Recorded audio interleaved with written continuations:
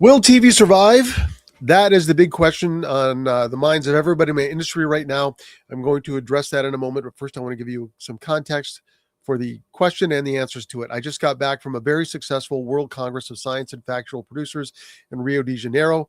I went there, I learned a lot. I was looking for answers, I got them, and I want to share them with the industry for a lot of reasons. I think you need to know this, and I think you need to know why Congress is important. I'm going to be sharing the highlights of what I learned in a series of 4 videos on YouTube and LinkedIn. This one is about the state of television. And the next one, I'm going to talk about AI. After that, I'll talk about digital production and delivery. And then the last one, I'll talk about the World Congress itself. But let's get into the state of television. Will TV survive?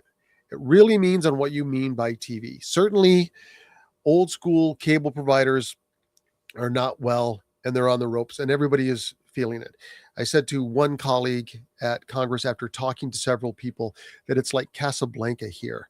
And by that, I meant that the survivors were still there, but they're all waiting for letters of passage to help them continue on. And the letters of passage are license fees from broadcasters who can help them out. And there are fewer of them, as you know.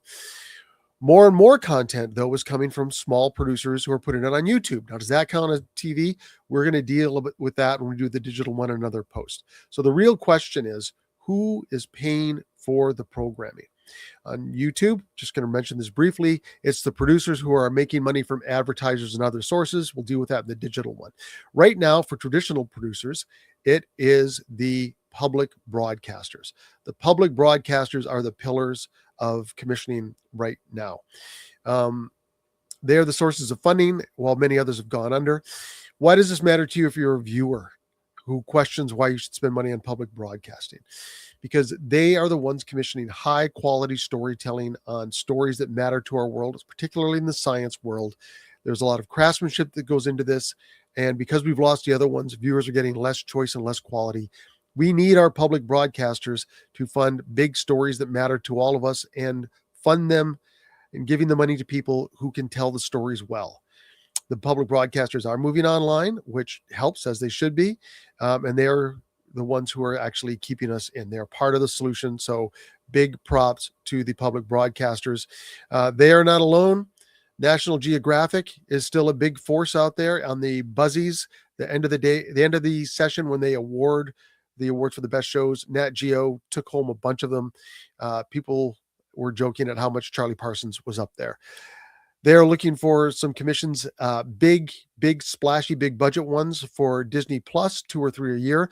But in one session, they talked about how they still needed programming for their specialty channels that are on cable around the world. And that was water in the desert for a lot of people, especially when they said, send us your pitches. So they are still taking pitches and funding.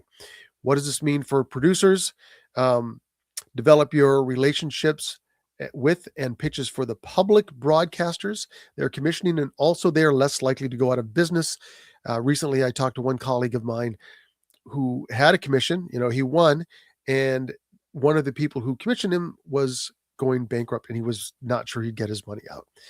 PBS is still considered one of the public broadcasters. They've had their feathers pulled, but they are still in the mix. So this is what I've learned about the state of broadcasting from my visit at the World Congress of Science and Factual Producers. If you found this information helpful and you watched on YouTube, please subscribe. If you did this on LinkedIn, if you're watching on LinkedIn, please feel free to follow and connect. In the next video, I'm going to talk about what I learned about the current state of artificial intelligence in the television industry at Congress.